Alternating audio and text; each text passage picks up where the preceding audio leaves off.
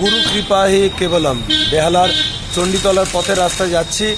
আমার অনেক দিনের অনেক জন্মের পরিচয়, আমার ভাই, আমার দাদা সাথে পরিচয়। হ্যাঁ, এই জীবনে হয়তো 38 বছর 36 বছরের আমার জীবনে পরিচয় হয়নি, এবং ওনার 58 বছরেও আমাদের দেখা হয়নি, কিন্তু পূর্বজন্মের সাক্ষাৎ ছিল, ভালোবাসা ছিল।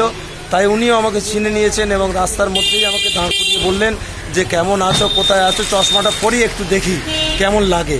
তো দেখে ওনার ভালো লাগলো এবং আমারও কৃপা হলো, ওনারও কৃপা হলো। বললো যে যদি চশমাটা ওনার কাছে রাখা যায়, এবং সেটার আমি সহমত প্রদর্শন করলাম এবং উনিও খুশি। তো এই চশমাটা আজকে থেকে ওনার, এবং উনি ভালো থাকুন, সুস্থ থাকুক, এবং শরীরের, মনের এবং সাময়িকভাবে যে অর্থের কষ্ট সব দূর করুন। আপনারাও সবাই কৃপা করবেন। আমাকে বলতে জয় যিশুর জয়। আমার যে ছোট ভাই আছে ছেলের মতো, এ আমাকে যে উপহার দিয়েছে সেই উপহার আমি গ্রহণ করলাম।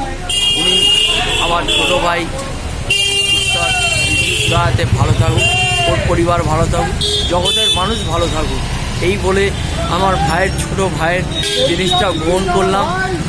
এত ভালো লাগছে, আনন্দ লাগছে। রাস্তার প্রতীক, আমরা রাস্তায় মিলে যাব, আর কিছু রইবে না। খালি এতে এসছি, খালি হাতে যাব, এইটাই মনটা থাকবে, মনের মধ্যে থাকবে, আর কিছু না। ধর্ম যে যার, কিন্তু ভালোবাসা তো সবার। মানুষ মানুষের জন্য, মানুষ জীবনের জন্য।